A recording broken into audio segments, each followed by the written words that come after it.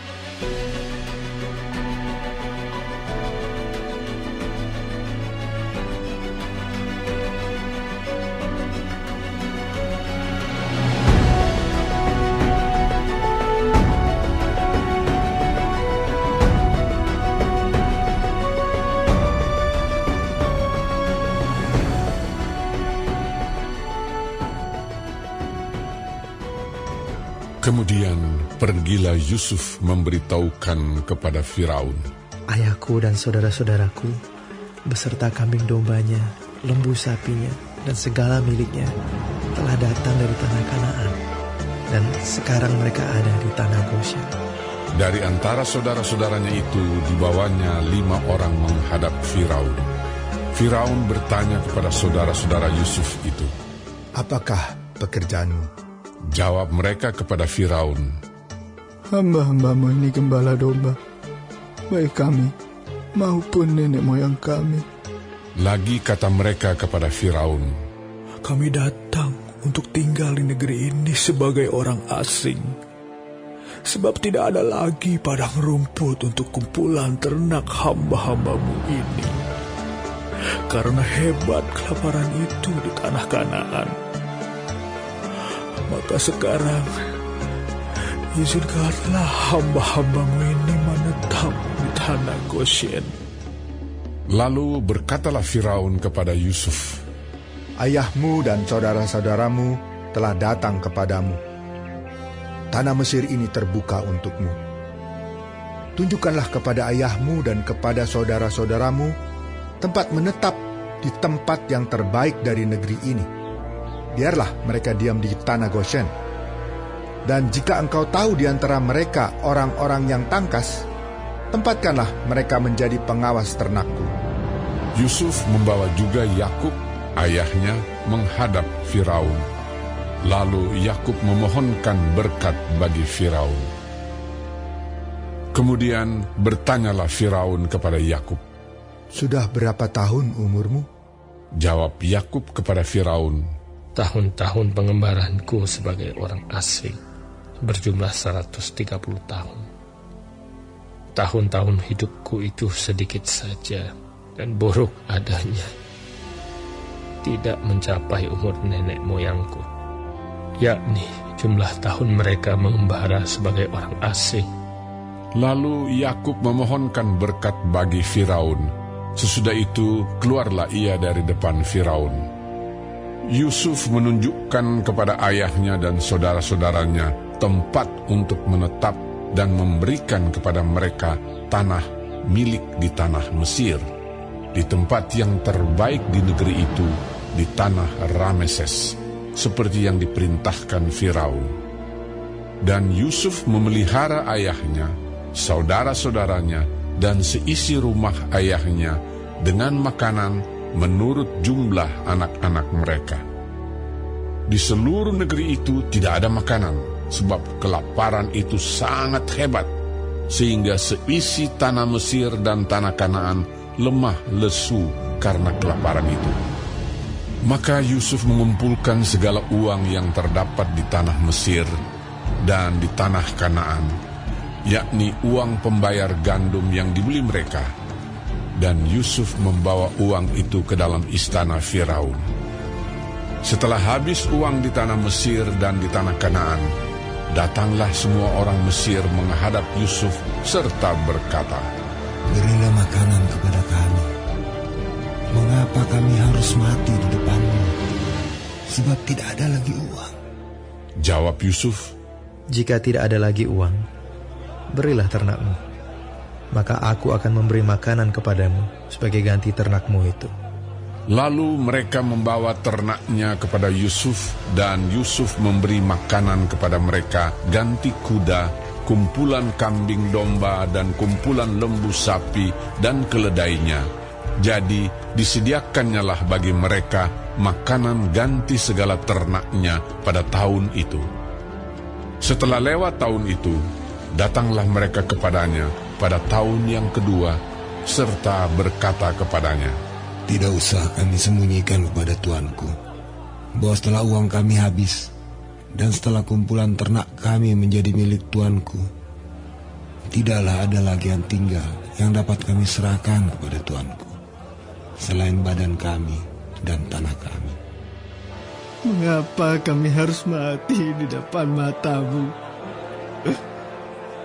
Baik kami maupun tanah kami, belilah kami dan tanah kami sebagai ganti makanan.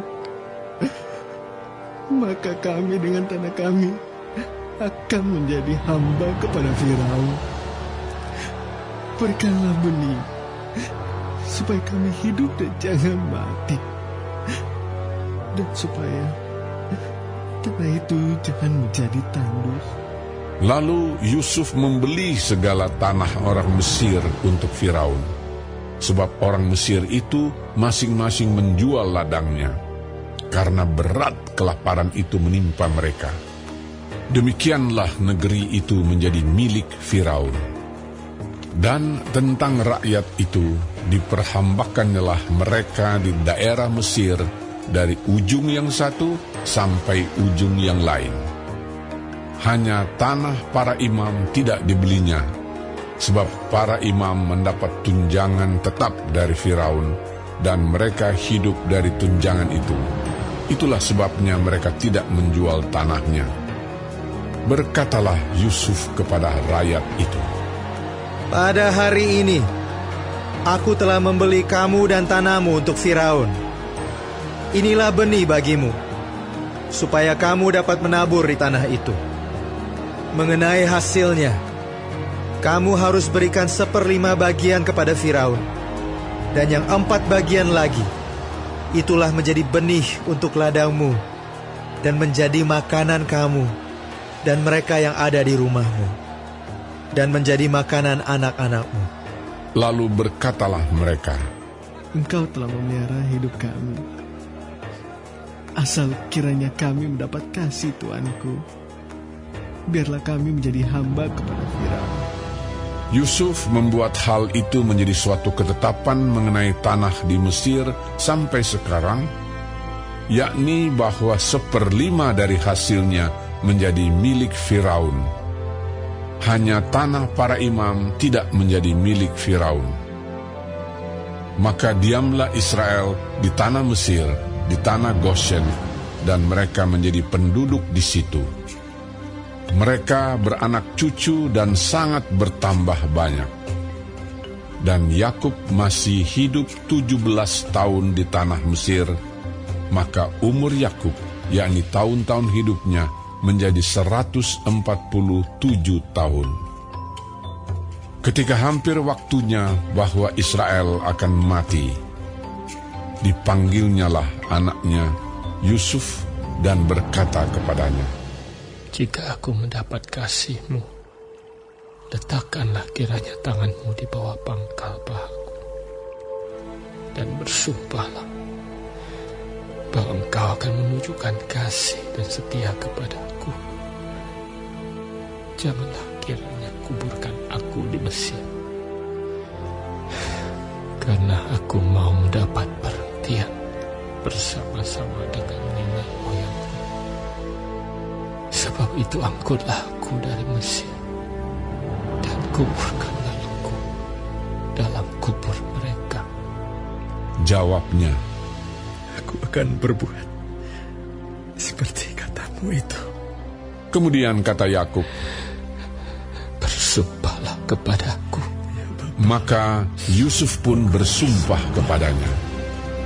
Lalu sujudlah Israel di sebelah kepala tempat tidurnya.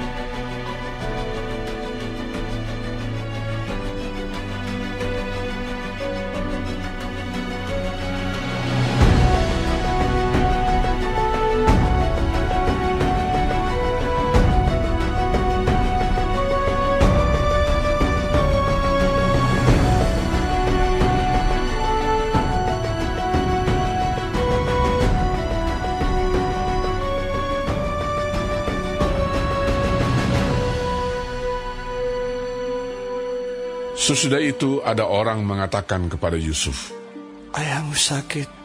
lalu dibawanyalah kedua anaknya, Manasye dan Efraim. Ketika diberitahukan kepada Yakub, Telah datang anakmu Yusuf kepadamu.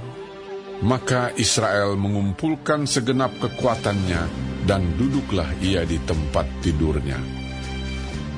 Berkatalah Yakub kepada Yusuf, Allah yang Maha Kuasa telah menampakkan diri kepadaku di Luz, di tanah Kanaan, dan memberkati aku, serta berfirman kepadaku, Akulah yang membuat engkau beranak cucu, dan aku akan membuat engkau bertambah banyak, dan menjadi sekumpulan bangsa-bangsa. Aku akan memberikan negeri ini kepada keturunanmu untuk menjadi miliknya sampai selama-lamanya. Maka sekarang kedua anakmu yang lahir bagimu di tanah Mesir, sebelum aku datang kepadamu ke Mesir, akulah yang mempunyai mereka. Aku akulah yang akan punya Efraim dan Manasye, sama seperti Ruben dan Simeon. Dan keturunanmu yang kau peroleh sesudah mereka, engkaulah yang empunya. Tetapi dalam pembagian warisan, nama mereka akan disebutkan berdasarkan nama kedua saudaranya itu. Kalau aku pada waktu perjalananku dari Padan, aku kematian Rahel di tanah Kanaan di jalan, ketika kami tidak berapa jauh lagi dari Efrata, dan aku menguburkannya di sana, di sisi jalan ke Efrata, yaitu Bethlehem. Ketika Israel melihat anak-anak Yusuf itu, bertanyalah ia, "Siapakah ini?" Jawab Yusuf kepada ayahnya, "Inilah anak-anakku yang telah diberikan Allah kepadaku di sini." Maka kata Yakub, "Dekatkanlah mereka kepadaku, supaya aku berkati mereka." Adapun mata Israel telah kabur karena tuanya, jadi ia tidak dapat lagi melihat. Kemudian Yusuf mendekatkan mereka kepada ayahnya, dan mereka dicium serta didekap oleh ayahnya. Lalu berkatalah Israel kepada Yusuf, "Tidak kusangka-sangka bahwa aku akan melihat mukamu lagi. Tetapi sekarang Allah bahkan memberi aku melihat keturunanmu." Lalu Yusuf menarik mereka dari antara lutut ayahnya, dan ia sujud dengan mukanya sampai ke tanah. Setelah itu Yusuf memegang mereka keduanya, dengan tangan kanan dipegangnya Efraim, yaitu di sebelah kiri Israel, dan dengan tangan kiri Manasye, yaitu di sebelah kanan Israel. Lalu didekatkannyalah mereka kepadanya. Tetapi Israel mengulurkan tangan kanannya dan meletakkannya di atas kepala Efraim, walaupun ia yang bungsu, dan tangan kirinya di atas kepala Manasye. Jadi tangannya bersilang, walaupun Manasye yang sulung. Sesudah itu diberkatinyalah Yusuf, katanya, "Nenekku dan ayahku, Abraham dan Ishak, telah hidup di hadapan Allah. Allah itu sebagai Allah yang telah menjadi gembalaku selama hidupku sampai sekarang, dan sebagai malaikat yang telah melepaskan aku dari segala bahaya. Dialah kiranya yang memberkati orang-orang muda ini, sehingga namaku serta nama nenek dan bapakku, Abraham dan Ishak, termasyhur oleh karena mereka, dan sehingga mereka bertambah-tambah menjadi jumlah yang besar di bumi." Ketika Yusuf melihat bahwa ayahnya meletakkan tangan kanannya di atas kepala Efraim, hal itu dipandangnya tidak baik. Lalu dipegangnya tangan ayahnya untuk memindahkannya dari atas kepala Efraim ke atas kepala Manasye. Katanya kepada ayahnya, "Janganlah demikian, ayahku, sebab inilah yang sulung. Letakkanlah tangan kananmu ke atas kepalanya." Tetapi ayahnya menolak, katanya, "Aku tahu, anakku, aku tahu. Ia juga akan menjadi suatu bangsa, dan ia juga akan menjadi besar kuasanya.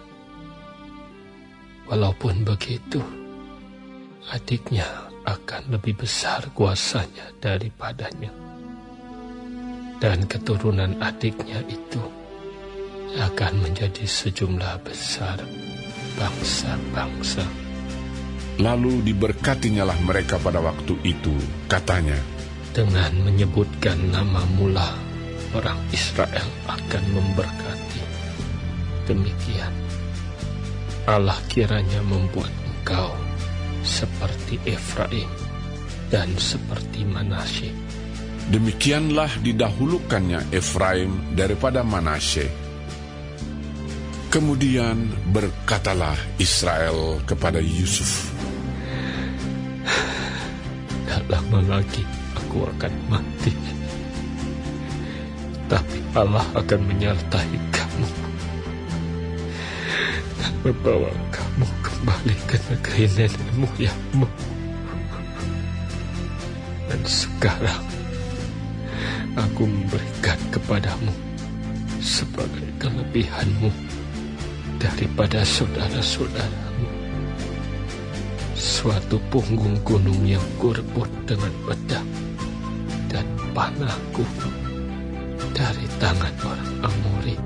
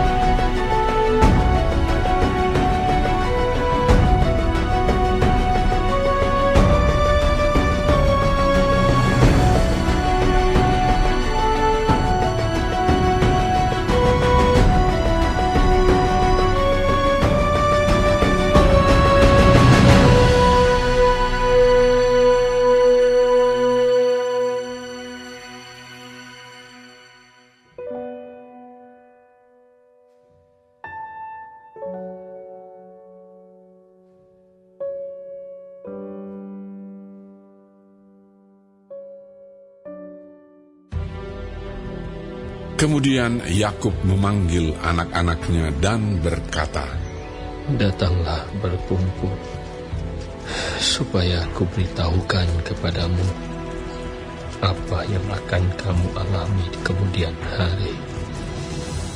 Berhimpunlah kamu dan dengarlah, ya anak-anak Yakub, dengarlah kepada Israel, ayahmu. Ruben, engkaulah anak sulungku, kekuatanku, dan permulaan kegagahanku. Engkaulah yang terutama dalam keluhuran, yang terutama dalam kesanggupan. Engkau yang membual sebagai air, tidak lagi engkau yang terutama, sebab engkau telah menaiki tempat tidur ayahmu. Waktu itu engkau telah melanggar kesuciannya. Dia telah menaiki petiduranku." Simeon dan Lewi bersaudara. Senjata mereka ialah alat kekerasan. Janganlah kiranya jiwaku turut dalam permupakatan mereka. Janganlah kiranya rohku bersatu dengan perkumpulan mereka. Sebab dalam kemarahannya mereka telah membunuh orang, dan dalam keangkaraannya mereka telah memotong urat keting lembu. Terkutuklah kemarahan mereka, sebab amarahnya keras. Terkutuklah keberangan mereka, sebab berangnya bengis. Aku akan membagi-bagikan mereka di antara anak-anak Yakub dan menyerahkan mereka di antara anak-anak Israel. Yehuda, engkau akan dipuji oleh saudara-saudaramu. Tanganmu akan menekan tengkuk musuhmu. Padamu akan sujud anak-anak ayahmu. Yehuda adalah seperti anak singa.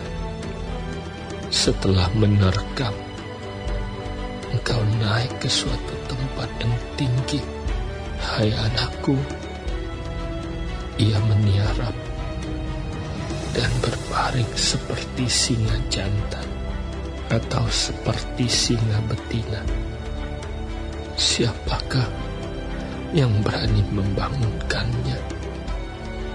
Tongkat kerajaan tidak akan beranjak dari Yehuda, ataupun lambang pemerintahan dari antara kakinya, sampai dia datang yang berhak atasnya, maka kepadanya akan takluk bangsa-bangsa. Ia akan menambatkan keledainya pada pohon anggur, dan anak keledainya pada pohon anggur pilihan. Ia akan mencuci pakaiannya dengan anggur, dan bajunya dengan darah buah anggur. Matanya akan merah karena anggur, dan giginya akan putih karena susu. Zebulon akan diam di tepi pantai laut. Ia akan menjadi pangkalan kapal, dan batasnya akan bersisi dengan Sidon. Isakar adalah seperti keledai yang kuat tulangnya, yang meniarap di apit bebannya ketika dilihatnya bahwa perhentian itu baik dan negeri itu permai, maka disendengkannyalah bahunya untuk memikul, lalu menjadi budak rodi. Adapun Dan, ia akan mengadili bangsanya sebagai salah satu suku Israel. Semoga Dan menjadi seperti ular di jalan, seperti ular beludak di denai yang memakut tumit kuda, sehingga penunggangnya jatuh ke belakang. Aku menanti-nantikan keselamatannya daripadamu, ya Tuhan. Gad, ia akan diserang oleh gerombolan, tetapi ia akan menyerang tumit mereka. Asher, makanannya akan limpah mewah, dan ia akan memberikan santapan raja-raja. Naftali adalah seperti rusa betina yang terlepas. Ia akan melahirkan anak-anak indah. Yusuf adalah seperti pohon buah-buahan yang muda, pohon buah-buahan yang muda pada mata air. Dahan-dahannya naik mengatasi tembok. Walaupun pemanah-pemanah telah mengusiknya, memanahnya dan menyerbunya, namun panahnya tetap kokoh, dan lengan tangannya tinggal liat.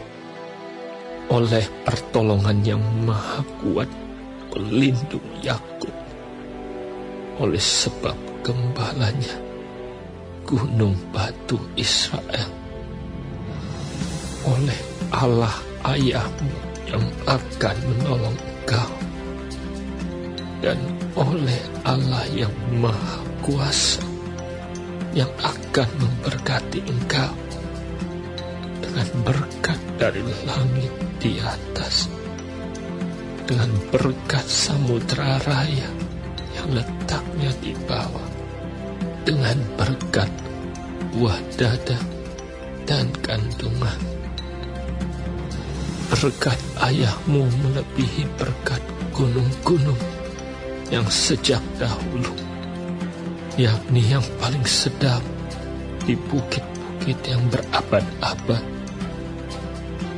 Semuanya itu akan turun ke atas kepala Yusuf, ke atas batu kepala orang yang teristimewa di antara saudara-saudaranya.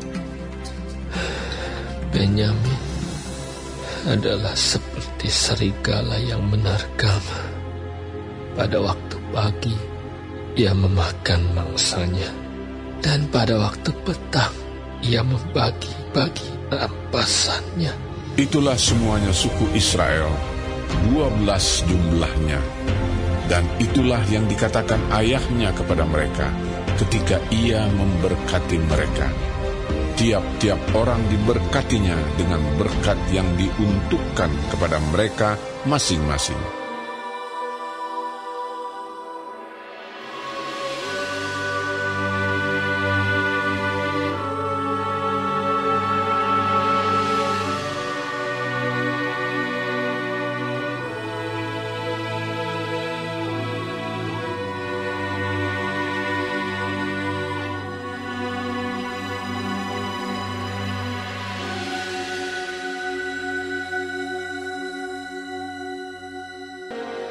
Kemudian berpesanlah Yakub kepada mereka, apabila aku nanti dikumpulkan kepada kaum leluhurku, kuburkanlah aku di sisi nenek moyangku dalam gua yang di ladang Efron orang Het itu, dalam gua yang di ladang Makpela di sebelah timur Mamre di tanah Kanaan, ladang yang telah dibeli Abraham dari Efron orang Het itu untuk menjadi kuburan milik. Disitulah dikuburkan Abraham beserta Sarah istrinya. Disitulah dikuburkan Ishak beserta Ribka istrinya, dan disitulah juga kukuburkan Lea. Ladang dengan gua yang ada di sana telah dibeli dari orang Het. Setelah Yakub selesai berpesan kepada anak-anaknya, ditariknyalah kakinya ke atas tempat berbaring, dan meninggallah ia. Maka ia dikumpulkan kepada kaum leluhurnya.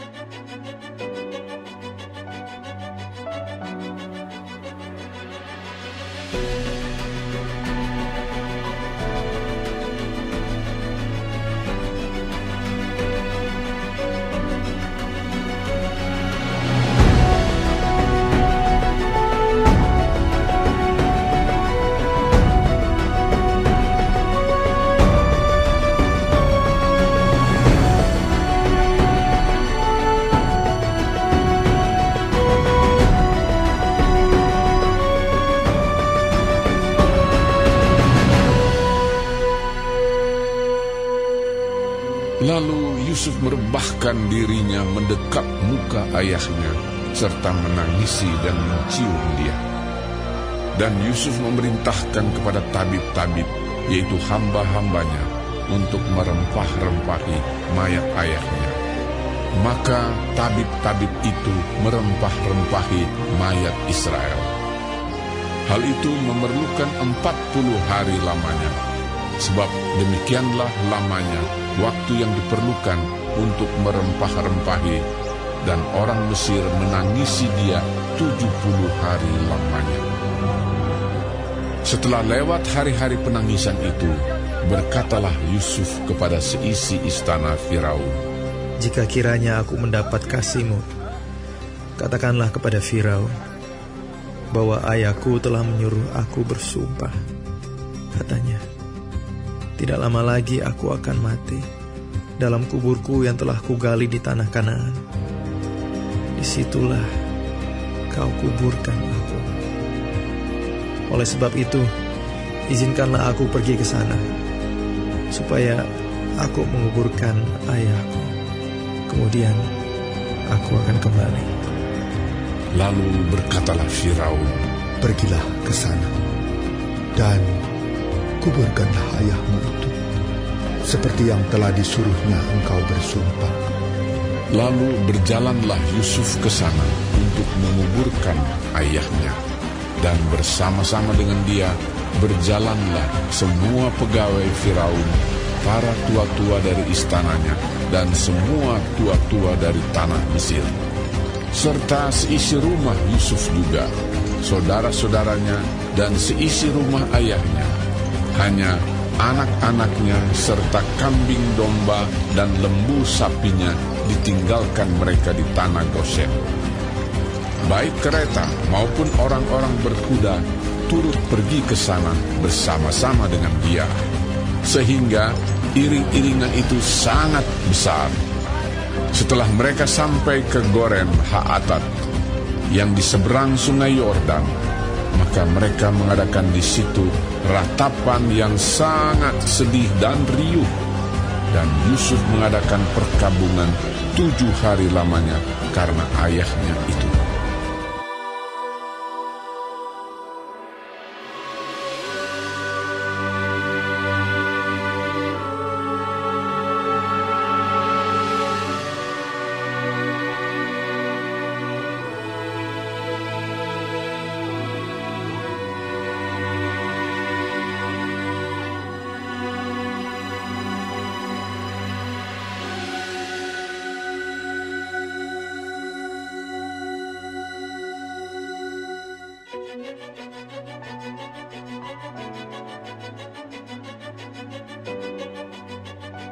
Ketika penduduk negeri itu, orang-orang Kanaan, melihat perkabungan di Goren Haatat itu, berkatalah mereka, "Inilah perkabungan orang Mesir yang amat riuh." Itulah sebabnya tempat itu dinamai Abel Mizraim, yang letaknya di seberang Yordan. Anak-anak Yakub melakukan kepadanya seperti yang dipesankannya kepada mereka. Anak-anaknya mengangkut dia ke tanah Kanaan, dan mereka menguburkan dia dalam gua di ladang Makpela, yang telah dibeli Abraham dari Efron, orang Het itu, untuk menjadi kuburan milik, yaitu ladang yang di sebelah timur Mamre. Setelah ayahnya dikuburkan, pulanglah Yusuf ke Mesir. Dia dan saudara-saudaranya dan semua orang yang turut pergi ke sana bersama-sama dengan dia untuk menguburkan ayahnya itu. Ketika saudara-saudara Yusuf melihat bahwa ayah mereka telah mati, berkatalah mereka, "Boleh jadi Yusuf akan mendendam kita dan membalaskan sepenuhnya kepada kita segala kejahatan yang telah kita lakukan kepadanya." Sebab itu mereka menyuruh menyampaikan pesan ini kepada Yusuf. "Yusuf, sebelum ayahmu mati, ia telah berpesan, beginilah harus kamu katakan kepada Yusuf, ampunilah kiranya kesalahan saudara-saudaramu dan dosa mereka, sebab mereka telah berbuat jahat kepadamu. Maka sekarang ampunilah kiranya kesalahan yang dibuat hamba-hamba Allah ayahmu." Lalu menangislah Yusuf Ketika orang berkata demikian kepadanya, juga saudara-saudaranya datang sendiri dan sujud di depannya serta berkata, Kami datang untuk menjadi budakmu. Tetapi Yusuf berkata kepada mereka, Janganlah takut, sebab aku inikah pengganti Allah. Memang kamu telah mereka-rekakan yang jahat terhadap aku, tetapi Allah telah mereka-rekakannya untuk kebaikan, dengan maksud melakukan seperti yang terjadi sekarang ini, yakni memelihara hidup suatu bangsa yang besar. Jadi janganlah takut. Aku akan menanggung makanmu dan makan anak-anakmu juga. Demikianlah ia menghiburkan mereka dan menenangkan hati mereka dengan perkataannya. Adapun Yusuf, ia tetap tinggal di Mesir beserta kaum keluarganya, dan Yusuf hidup 110 tahun. Jadi Yusuf sempat melihat anak cucu Efraim sampai keturunan yang ketiga, juga anak-anak Makhir, anak Manasye, lahir di pangkuan Yusuf. Berkatalah Yusuf kepada saudara-saudaranya, Tidak lama lagi aku akan mati. Tentu Allah akan memperhatikan kamu dan membawa kamu keluar dari negeri ini ke negeri yang telah dijanjikannya dengan sumpah kepada Abraham, Ishak, dan Yakub. Lalu Yusuf menyuruh anak-anak Israel bersumpah, katanya, Tentu Allah akan memperhatikan kamu. Pada waktu itu, kamu harus membawa tulang-tulangku dari sini. Kemudian matilah Yusuf, berumur 110 tahun. Mayatnya dirempah-rempahi dan ditaruh dalam peti mati di Mesir.